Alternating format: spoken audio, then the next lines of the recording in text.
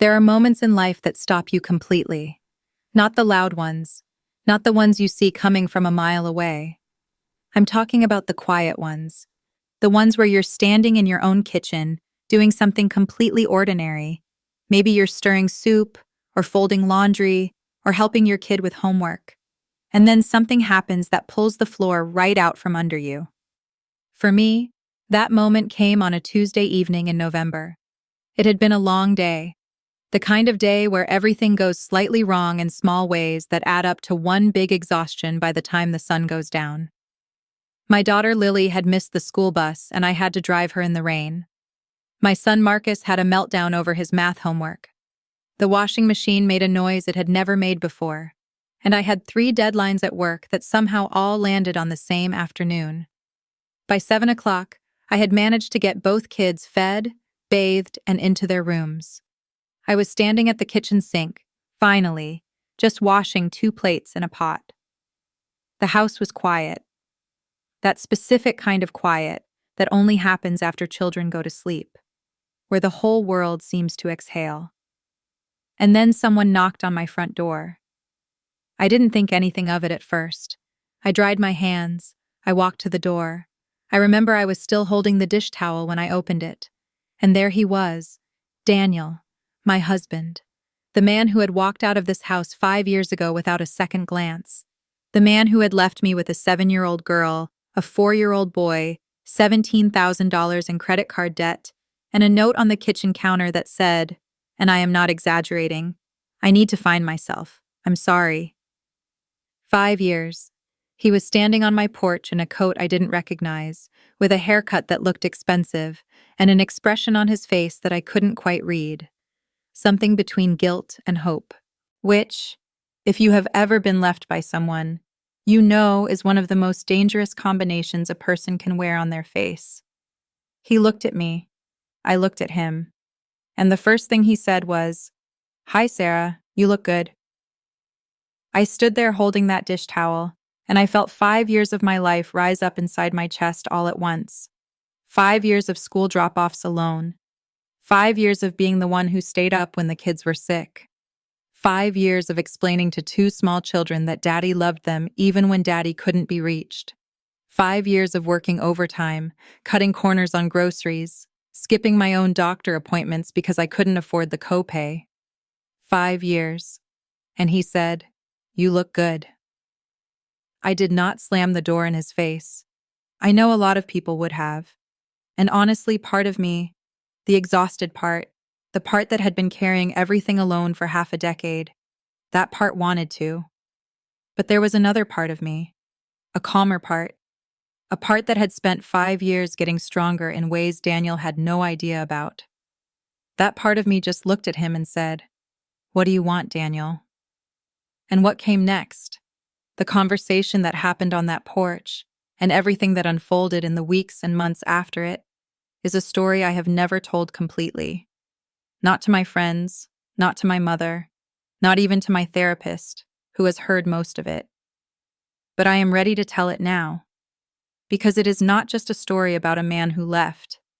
It is a story about what a woman builds when everyone walks away, and it is a story about what happens when the people who left finally come back to collect, and find out that what was once theirs no longer exists.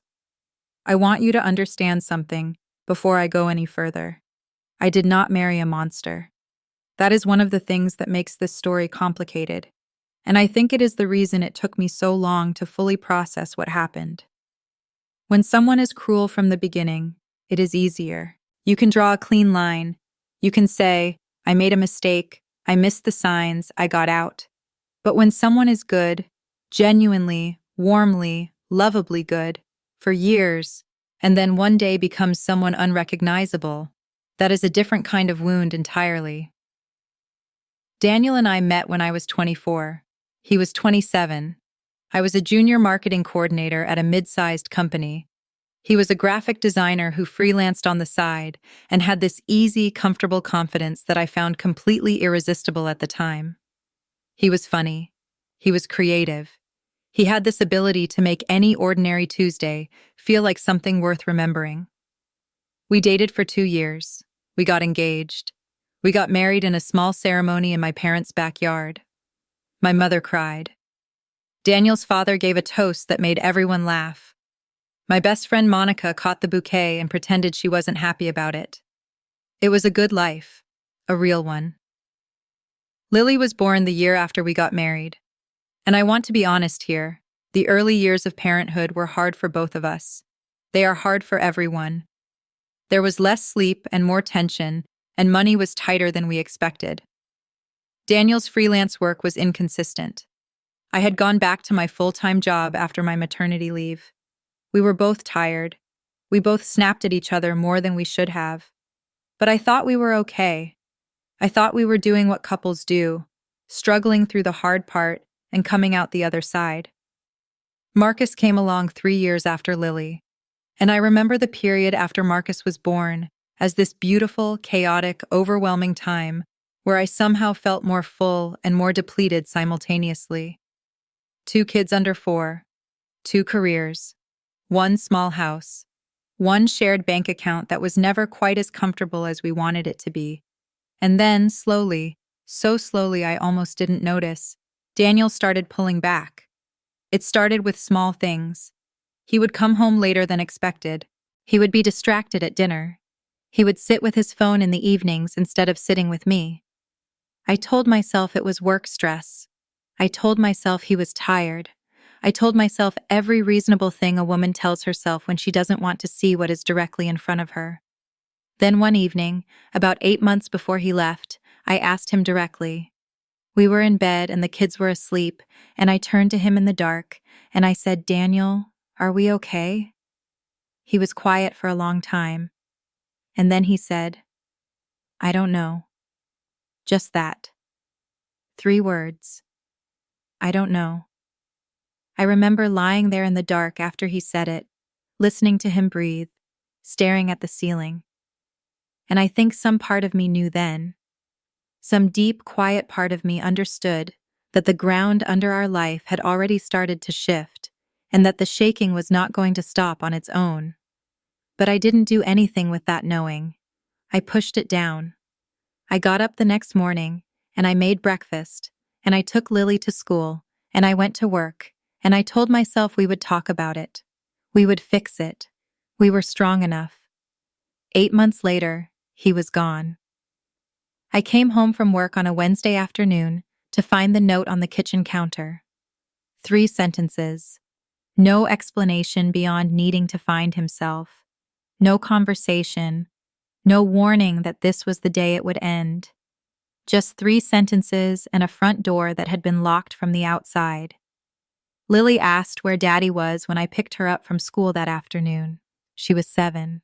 She had her backpack on her little shoulders and her hair in 2 braids, and she looked up at me with completely trusting eyes. I told her Daddy had to go away for a while. I got her into the car. I drove home. I waited until both kids were asleep, and then I sat on the kitchen floor, the same floor where I had found that note just hours earlier, and I cried until I had nothing left. That was the night I made myself a promise, not an angry promise, not a revenge promise, just a quiet, firm, completely serious promise. I said to myself, "You are going to be okay. You are going to build something real. And whatever comes next, you are going to face it standing up." That promise, it turned out, was the most important thing I ever said out loud. I need you to understand what the first year was like, because a lot of people, when they hear a story like this, they skip to the good part. They want to get to the comeback, the success, the justice. And I understand that. I really do. Those parts are coming. But if I skip the hard years, I am not being honest with you. And dishonesty would be an insult to every person out there who is currently in the middle of a hard year themselves. So let me tell you what it actually looked like. The first 3 months after Daniel left, I was just surviving. That is the only word for it. I got up every morning because 2 children needed me to get up. I fed them, dressed them, dropped them off, went to work, came home, made dinner, did the bath and bedtime routine, and then fell into bed so completely empty that I barely had the energy to be sad. The sadness came later. Those first months were just motion. The money was the most immediate crisis. Daniel had handled most of our bills, not because of any intentional arrangement, but just because that was how things had settled. Which meant that when he left, I discovered we had $17,000 in credit card debt I had not been fully tracking. I discovered our car insurance was about to lapse. I discovered that the joint account he had left had exactly $340 in it. $340. I sat with that bank statement for a long time, and then I called my mother. My mother, Eleanor, is one of those women who has seen everything. She raised 3 daughters largely alone after my father's accident when I was 12. She worked 2 jobs for years. She never complained in a way that made you feel like a burden. She complained in a way that made you feel like she was letting you in on a secret about how hard life was and how you were going to handle it anyway. She drove to my house that weekend. She sat across from me at the kitchen table with a legal pad and a pen. She said, "All right, let's see what we're working with." We went through everything. Every bill, every debt, every asset. We made a plan. It was not a comfortable plan. It involved a lot of cutting and restructuring and calling creditors and asking for extensions. But it was a real plan, a working plan. I applied for a promotion at work that spring. I didn't get it. I applied again 6 months later. I got it. I started taking one online course at night after the kids were in bed. Just one. Marketing analytics. I had always been good with data, but had never been formally trained in it. That course led to a certification. That certification led to a salary increase the following year. I started a small freelance consulting side business, just on weekends, just for small local businesses who needed help with their social media and digital presence. It started as 2 clients, then 5, then 12. By year 2, I had paid off $9,000 of the $17,000 in debt. By year 3, I was completely debt-free. By year 4, I had saved enough to put a small down payment on a better house in a better school district. I bought that house in April. I remember standing in the empty living room the day of closing, just the kids and me, and Lily, who was 12 by then, looked around at the bare walls and the clean floors and said, "Mom, we did it." I had to turn away so she wouldn't see me cry. By year 5, the year Daniel knocked on my door, my consulting business was no longer a side business.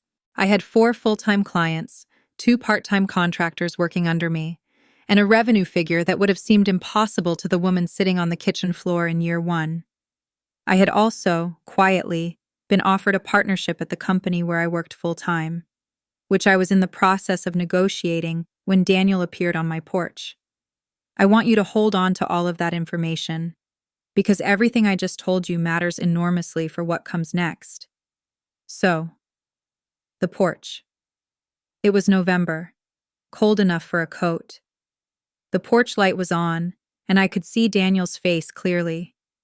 He looked older than I remembered. Not in a bad way exactly, but in the way that people look when they have spent some time being humbled by something. I did not invite him in. I stood in the doorway, door open, me in it, not moving, and I waited. He said he had been wanting to reach out for a long time. He said he had spent a lot of time in therapy. He said he had made mistakes, terrible mistakes, and that not a day had gone by that he hadn't thought about Lily and Marcus. I let him talk. I didn't interrupt. I just listened, because I wanted to know what he was actually there for before I responded to anything. He talked about where he had been. He had moved across the country initially. To Portland, he said, with some vague idea of reinventing himself. He had freelanced for a while, had a relationship that didn't work out, had eventually moved back to the same city, same state, where we lived. He had been back for about a year, he said. A year. I kept my face completely still when he said that. He had been living 20 minutes from his children for a full year before he knocked on my door. I filed that piece of information away very carefully. And then he said the thing I had been waiting for.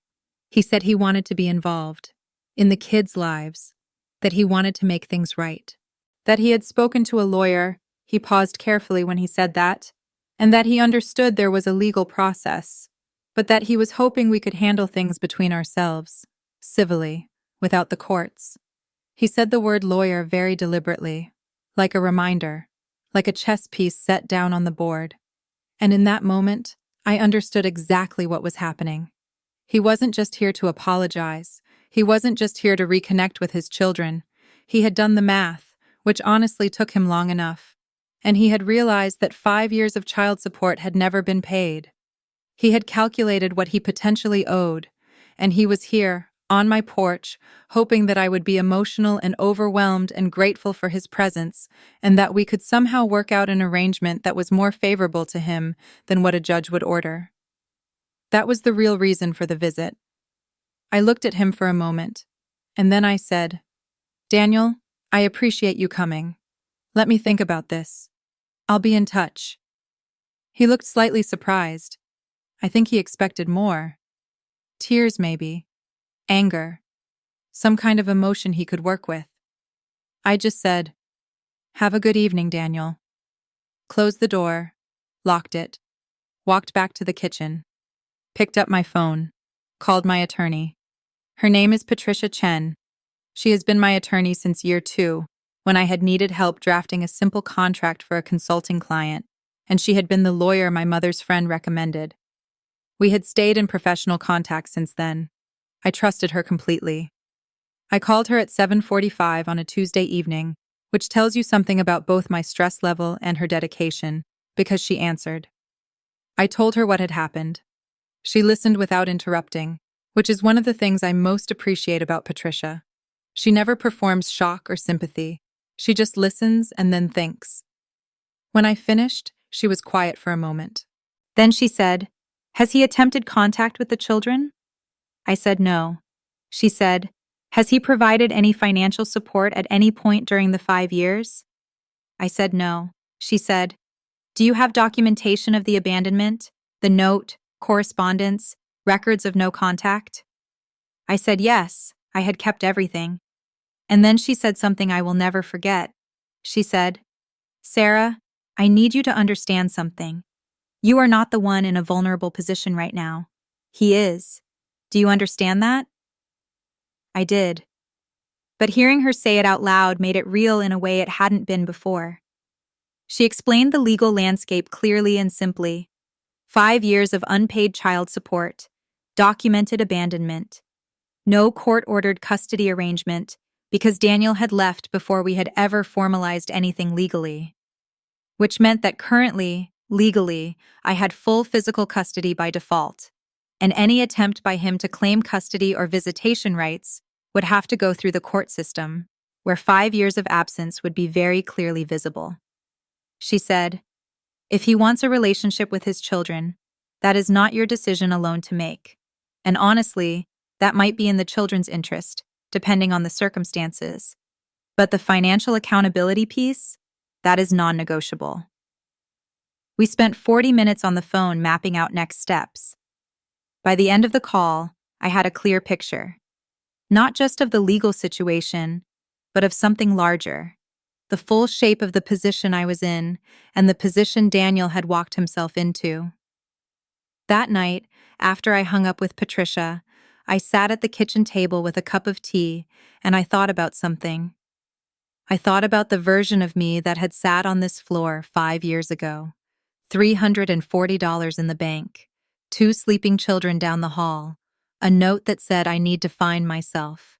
And I thought about the version of me sitting here now, a house I owned, a business I had built, a salary I had negotiated, 2 children who were, by any measure, healthy and loved and doing well, a legal position that was, according to my attorney, extremely strong.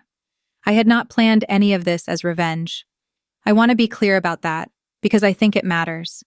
I had not spent 5 years building my life as a strategy against Daniel. I had built it because I had to, because 2 kids needed lunch money and school supplies and a parent who showed up. Because I had made a promise to myself on a kitchen floor, and I intended to keep it. But I will not pretend that sitting at that table that night, understanding what I had built and what he had lost, I will not pretend that there was not some deep, quiet, completely human satisfaction in it. He had left because he needed to find himself. What he had lost, in the 5 years he spent doing that. That was something he was only beginning to understand. I need to stop here and talk about my kids, because everything else in this story, the legal proceedings, the money, the business, all of it, is secondary to what was actually at stake. Lily was 12 when Daniel knocked on the door. She was in 7th grade. She played the cello badly and passionately. She had strong opinions about everything from environmental policy to which brand of shampoo smelled the best. She was one of the funniest people I had ever met in my life, and she had her father's eyes and my stubbornness, and a combination of those two things that was both exhausting and extraordinary. She had asked about her father over the years. Of course she had. Children always do. I had always told her the truth in the most age-appropriate version I could manage. That her dad loved her, that he had had to go work through some things in his own life, that adults sometimes struggled in ways that had nothing to do with their children. I had never said anything that would poison her image of him. Not because I didn't feel like it sometimes, but because she deserved to form her own conclusions. Marcus was 9. He was small and sturdy and relentlessly cheerful in the way that some kids just are, as if they were born with an inner thermostat set permanently to okay. He barely remembered Daniel. He had been 4 when his father left, and the man existed for him largely as a concept. A word. Dad. Something other kids had, and he knew he was supposed to have, and occasionally wondered about without the language to fully express the wondering. The morning after Daniel appeared at my door, I sat both kids down before school. Lily looked at me with her serious, assessing look. She had always been perceptive about when something important was happening. And she said, "Is it about Dad?" I said yes. I told them their father was back in the area, that he had reached out, that I was going to take some time to figure out the best way to handle things before anything else happened. I told them that nothing was going to be decided without their input. I told them that however they felt about it, whatever those feelings were, they were valid, and I was not going to rush them. Lily was quiet for a long moment. Then she said, "Did he say why he left?" I said he had, in broad terms. She nodded slowly. Then she said, "Okay. I want to know what happens next before I decide anything." That was my 12-year-old daughter. Clear-eyed and fair, and not willing to be rushed into an emotion she hadn't yet examined. Marcus said, "Is he going to come to my soccer game?" I told him we would figure that out. He seemed satisfied with that, grabbed his backpack, and went to wait by the front door for the bus. I want you to remember those 2 moments, because I am going to come back to them. Daniel came back 6 days later. This time he called first, which I appreciated, because it gave me 12 hours of preparation. I told him we could meet at a coffee shop near my office. Neutral territory, public space, no children present. He agreed. He arrived first and was sitting at a corner table when I walked in. He had a coffee in front of him and a leather folio that was closed on the table beside it. The folio was not subtle. We made 3 minutes of small talk, weather, coffee, and then he opened the folio. Inside was a document, several pages professionally printed. He slid it across the table to me. It was a proposal, his proposal, for a co-parenting arrangement, visitation schedule, and, here is the part that took real nerve, a suggested financial arrangement. His suggested arrangement involved a going-forward child support payment that was significantly below what the standard calculation would produce given my income growth, and his, as well as the 5-year back pay. He had also, and this was the part that made me set down my coffee cup very slowly, included a paragraph about the possibility of reviewing the current custody arrangement to establish formal joint custody, after 5 years of nothing. He looked at me across the table with that expression again, the one that mixed guilt with hope, and he said, "I know this isn't perfect, but I'm trying to do this the right way, Sarah. I thought we could work together on this instead of making it adversarial." The word adversarial was another chess piece on the board. I looked at the document for a moment. Then I looked at him, and I said, "Thank you for putting this together, Daniel. I'll have my attorney review it." Something shifted in his expression. "You have an attorney?" I said yes. He said, "Sarah, that's going to make this complicated. I was hoping—" I said, "Daniel, you came to my door with a legal document. I have an attorney.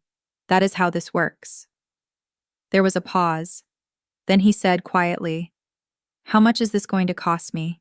And that question, the way he asked it, the specific calculation behind it, told me everything I needed to know about the motivation behind this visit, behind all of it.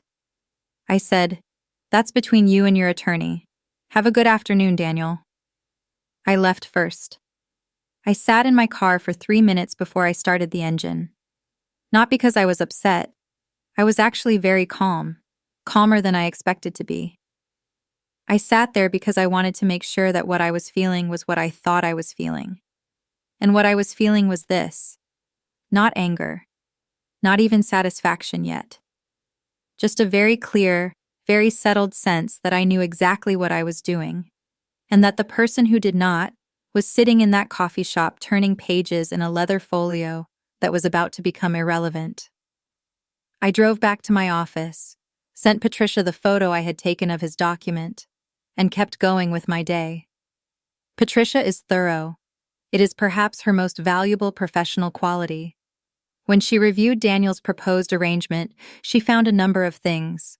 First, the child support figure he proposed was, as I had suspected, dramatically below the legal guideline calculation.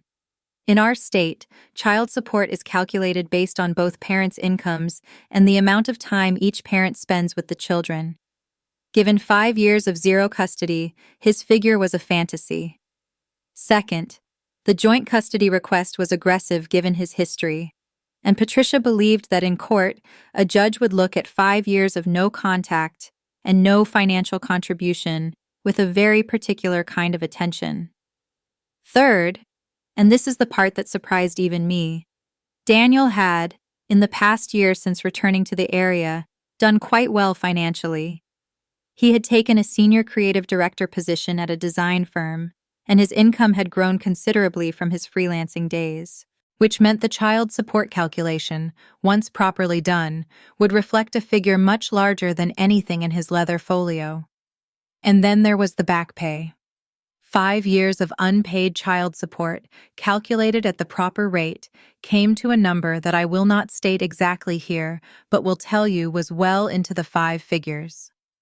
Patricia called me on a Thursday afternoon to go through all of it. When she finished outlining the numbers, she said, "Sarah, I want to be clear. We have a very strong case. The question is not whether you will prevail, you will. The question is how you want to proceed." I asked her what she meant. She said, "Some clients in your position want to go to court. Formal proceedings, full judgment, enforcement mechanisms. Others prefer a negotiated settlement, gets you to the same place financially, but faster and with less exposure to the children." I thought about Lily and Marcus. I thought about my 12-year-old who wanted to know what happened before she decided anything. I thought about my 9-year-old asking if his dad was going to come to his soccer game. And I said, "Patricia, I want a fair settlement, not a punishing one. I want what the law says my children are owed, and I want a real custody arrangement, one with structure and accountability, if Daniel is genuinely committed to being in their lives." She was quiet for a moment. Then she said, "That is a very thoughtful position." I said, "I have been thinking about it for 5 years." The negotiation process that followed took 8 weeks. I am going to compress it here because the details are dense, but I want you to know the key moments. Daniel's attorney, and yes, he had hired one, pushed back on the back pay initially. There was a period of 2 weeks where his attorney tried several different arguments for reducing or eliminating the historical support obligation. Patricia knocked them down methodically, one by one, with documentation I had been keeping for 5 years without knowing I would ever need it. The note. Medical records showing single-parent responsibility, school records, tax filings, all of it painting a picture so clear and so documented that eventually Daniel's attorney advised him to stop fighting it. The final negotiated agreement included full back payment on a structured schedule, going forward child support at the proper calculated rate, supervised initial visitation with a transition plan towards standard joint custody, contingent on consistent contact over a 12-month period. That last part was my specific request. Not permanent full custody for me. A real pathway for Daniel to rebuild a relationship with his children, but earned, structured, with accountability built in. Patricia said it was one of the more balanced resolutions she had seen. I signed it on a Friday afternoon, walked out of the law office, called my mother. She said, "Is it done?" I said, "It's done." She said nothing for a moment, and then she said, "Eleanor, come for dinner Sunday. Bring my grandchildren." The first supervised visit happened on a Saturday in January. The agreed location was a family recreation center, neutral, public, with a family counselor present per the terms of the agreement. I had prepared both kids in the weeks leading up to it, separately, at their own pace, in the language each of them needed. With Lily, it was a conversation, long, honest, sometimes difficult. She had questions, real questions, the kind teenagers ask when they've been thinking about something deeply and they want real answers. Why did he leave? Did he leave because of her? Was he going to disappear again? I answered every one of them as honestly as I could. Some of the answers were, "I don't know entirely." "No, absolutely not. I don't know his future, but there are legal agreements in place now." Lily listened to everything. Then she said, "Okay, I'll give it a chance, but I'm not pretending to feel things I don't feel." I said, "I would never ask you to." With Marcus, it was simpler and more complicated at the same time. He knew his father intellectually but not emotionally. This was not a reunion for him. It was something closer to a first meeting, which in some ways was easier, and in other ways much more delicate. He was nervous the morning of the visit. He ate half his breakfast and spent a lot of time tying and retying his shoelaces. I sat down next to him at the kitchen table, and I said, "You don't have to feel anything specific today. You don't have to perform. You can just be yourself." He looked at me and said, "What if I don't like him?" I said, "Then we figure it out. There's no wrong feeling, Marcus." He nodded, tied his shoes a final time, said, "Okay, let's go." I drove them to the recreation center. I walked them in, introduced them to the family counselor, watched Daniel stand up from a chair in the corner of the room. He looked nervous, more nervous than either of my children, actually. Lily looked at him with that serious, assessing expression she had inherited from me. She said, "Hi." Daniel said, "Hi, Lily." His voice was not quite steady. Marcus studied him with the particular scientific interest that 9-year-olds bring to things they find genuinely curious. Then he said, "You look like me." And Daniel laughed, a real laugh, surprised out of him, and said, "Yeah, I think I do." I left them there, drove to a coffee shop, sat with a book I didn't read for 90 minutes. When I came back, Marcus was showing Daniel something on his phone, a video from one of his soccer games, and Lily was sitting slightly apart, watching them, with an expression I recognized. It was the same expression I had worn for years, the expression of someone deciding whether to let their guard down. I did not rush her. I want to be honest with you about the months that followed. This is not a story with a clean, perfect ending where everyone heals completely and lives in harmony and the past is simply forgiven because the legal documents were signed. Real life does not work that way. Anyone who tells you it does is leaving something out. Daniel showed up. That is the first thing I will say. For the first 12 months of the supervised and then transitional custody arrangement, he was consistent. He did not miss a scheduled visit. He responded promptly to communication about the kids. He paid every installment of the agreed support on schedule. He attended Marcus's soccer games when it was his weekend. He came to Lily's school concert. That consistency mattered. Not to me personally, I had closed that door, but to the children. And the children were what mattered. Lily thawed, slowly, carefully, on her own timeline. By month 4, she had graduated from monosyllabic responses to actual conversations during visits. By month 8, she was texting him occasionally. She never stopped being clear-eyed about him. She held him accountable in the direct way that teenagers with strong personalities do. And I was proud of her for it. She did not pretend. She did not perform forgiveness she did not feel. She extended it gradually, in real increments, as he earned it. Marcus bloomed in a way that was both wonderful and quietly heartbreaking to watch. He had not known what he was missing, and now that he had some version of it, you could see him filling in something he hadn't known was empty. He called Daniel Dad by the 3rd visit, which he had clearly been thinking about and decided on all by himself. He started drawing pictures at school that now included a figure with a label. The figure looked exactly like everyone else in the drawings, just a person, in crayon. But the label said Dad and his teacher mentioned it to me at the next parent conference with a gentle look, and I just nodded. As for Daniel and me, we had a civil, structured, completely professional co-parenting relationship. We communicated through an app designed for exactly that purpose. We were polite at exchanges. We did not relitigate the past. When things came up about the kids, we handled them cooperatively. He tried once, about 6 months in, to have a personal conversation at a school pickup. He said something like, "Sarah, I know I can't undo what I did, but I want you to know that I understand now what it cost you, what it cost all of you." I looked at him for a moment, and then I said, "I know you understand that, Daniel. And for the kids' sake, I genuinely hope you continue to show up the way you have been." He nodded. He understood what I was saying. The door he had hoped might still be cracked, the one he had maybe imagined when he stood on my porch, was not. It was not cruelty. It was clarity. There is a difference.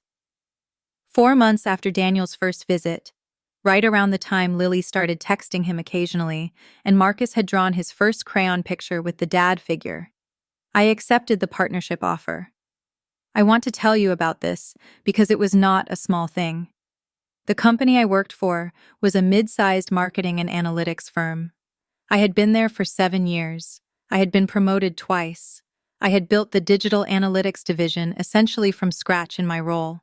And the 2 founding partners, who were in their early 60s and beginning to think about the longer arc of the company, had decided they wanted to bring in a 3rd partner to stabilize the business for the next phase. They had offered the partnership to me. The negotiation had been going on, in quiet back and forth, for about 8 weeks when Daniel had appeared on my porch. I had not told anyone about it, not my mother, not Monica, not the kids. I had learned over those 5 years that some things are too important to speak about until they are real. The final meeting with the partners happened on a Tuesday morning in March. I sat across from 2 people who had watched me work for 7 years, and who now wanted to formalize what had been true for a while, that I was not just an employee, but a core part of what this company was. We finalized the terms. I signed.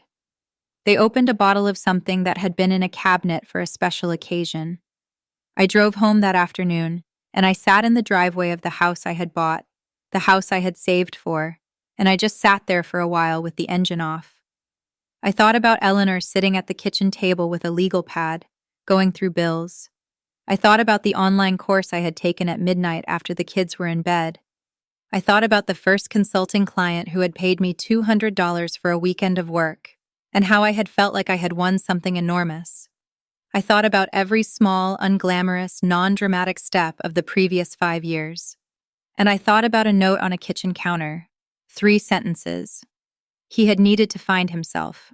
I had built myself. There is a difference. Not because I am better than him, not because his struggles were not real, but because when everything fell apart, I had stayed. Not out of martyrdom, but because there were 2 people down the hall who needed their breakfast made, and so I made it. And somehow, in the making of all those breakfasts, I had made something else too. When the kids came home from school that afternoon, I told them. Lily said, "So you're like a boss now?" I said, "Yes, something like that." She said, "Obviously." Marcus said, "Does that mean we can get a dog?" I said we would think about it. We got a dog. This is the part of the story I have thought most about how to tell, because it is not dramatic in the way that the word reckoning might suggest. There was no confrontation, no courtroom scene, no moment where I stood up and delivered a speech and everyone applauded. It happened at a school event, Lily's cello recital, May of that year. The school auditorium, fluorescent lights, folding chairs, all the other parents with their phones out to film. Daniel was there. It was technically my weekend, but we had agreed that both parents could attend school events regardless of the custody schedule. He sat several rows behind me. I knew he was there. We had nodded to each other when I arrived, and then my two founding partners arrived. I had mentioned the recital casually in a meeting. I do not even remember how it came up. And both of them, who did not have grandchildren yet, and had a fondness for my kids, in the way that childless people sometimes develop a fondness for children they see regularly, had said they would love to come. I had not thought much of it, but they arrived and sat near me, and before the recital started, there was the usual social milling around, and my partner Robert introduced himself to a few of the other parents nearby. And in the course of that casual introduction, he mentioned the firm and my role, and, because Robert is proud in the way that people who have built something are proud, said something about the partnership and what a tremendous asset I was to the company and how much the business had grown under my division. Daniel was close enough to hear all of it. I did not look at him while it was happening, but I knew, in the way you always know when someone behind you is very still, that he was taking it in. The recital started. Lily came out with the other students. She found me in the audience immediately, the way children do. She waved. I waved back. And then she found her father, a few rows behind me, and she waved at him too. Not a big wave, not a performed wave, just a small, honest acknowledgement. "I see you. You're here." He raised his hand back, and I heard from a few rows behind me the smallest sound. The kind of sound a person makes when something hits them fully for the first time. The recital was beautiful. Lily played badly and passionately the way she always did. Afterward in the lobby, the kids found us. Marcus launched himself at me and then looked around and went to find his father. Lily came to me first, still holding her cello case, and I hugged her and told her she was wonderful. And then she went to Daniel. She walked up to him, still in her formal recital clothes, cello case in hand, and she said something to him that I was too far away to hear. Whatever it was, he nodded, and she nodded back. And they stood there for a moment, in whatever conversation two people have, when they are slowly and carefully building something from almost nothing. I watched from across the lobby, and I thought, this is the reckoning.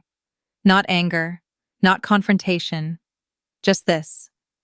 A lobby in a school building, fluorescent lights, the sound of folding chairs being stacked by the custodial staff.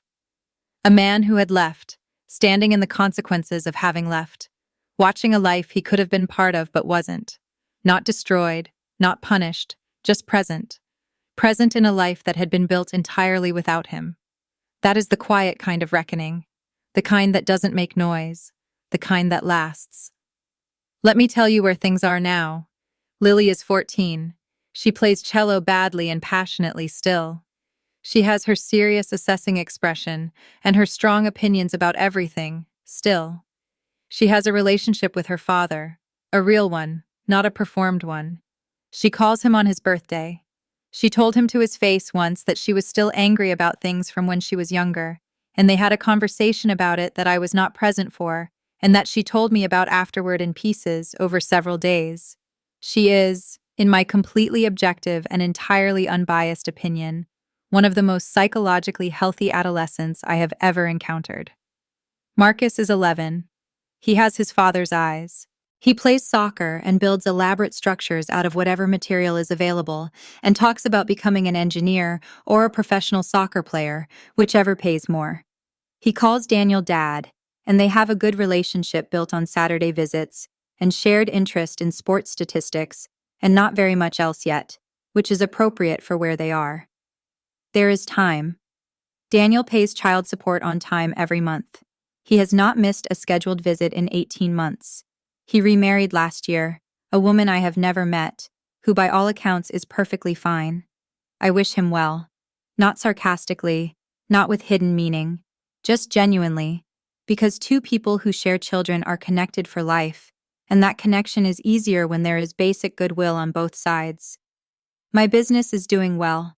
The partnership has been everything I hoped. I have started thinking about what comes after this chapter. Not anxiously, not urgently, but the way you think about the horizon when you have arrived somewhere and you can actually afford to look up. My mother is healthy. Monica got married last year to someone who is, mercifully, wonderful. We laughed at her catching the bouquet all those years ago, and I told the story at her wedding, and everyone laughed and she cried a little. The dog's name is Biscuit. He has destroyed 2 couch cushions and shows no remorse. And me? I am good. Actually good, not performing good. The kind of good that comes from having been through something difficult and having come out knowing yourself better on the other side. I sleep well, I work hard, I laugh easily. I am not waiting for anything to be rescued. I am not living in the past or building my present around what happened in it. I did not plan what became of my life in those 5 years. I did not sit down on that kitchen floor with a roadmap. I just got up the next morning and made breakfast, and the morning after that, and the one after that. Somewhere in the making of all those mornings, I found out what I was made of. If you are still here, I want to say something to you directly. Not to Daniel, not to anyone who wronged someone and is listening to this hoping for a message about forgiveness. I am not going to moralize at people today. I want to say something to anyone who is at the beginning of their hard years. Anyone who is sitting on a metaphorical kitchen floor right now. Anyone who has been left, dismissed, underestimated, or told, explicitly or by implication, that they are not enough. Anyone who is looking at a number in a bank account that is nowhere near enough, and a list of responsibilities that is too long, and a future that currently feels like a blank wall. Here is what I want you to hear. You are not going to build something great because you want revenge. You are going to build something great because you wake up tomorrow and do the next thing, and then the next thing after that, and then the one after that. And somewhere in the accumulation of all those next things, a life takes shape that you did not design for drama, that you did not design at all, really, but that is yours completely, in a way that nothing can undo. Revenge is a noun. It sits there. It waits for something external to happen so you can feel it. Building is a verb. It moves. It grows. It doesn't require anyone else to fail for you to succeed. I did not make Daniel fail. He managed that on his own. What I did was refuse to fail alongside him. And that refusal, quiet, daily, unglamorous, persistent, turned out to be the most powerful thing I ever did. There will come a day, I believe, for most people who go through something like this, when the person who left shows up at your door. Not always literally. Sometimes it is a phone call, or a mutual friend mentioning their name, or a memory that surfaces unexpectedly. And in that moment, you will feel the weight of everything they cost you. But if you have spent the time in between becoming who you were always capable of being, if you did not wait for them to come back before you started living, then that moment will not destroy you. It will just confirm what you already know. You were never dependent on their presence for your worth. You were only waiting to discover that for yourself.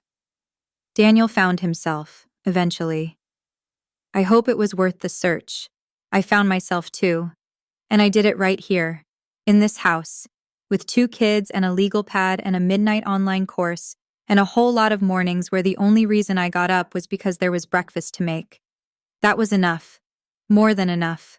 That was everything.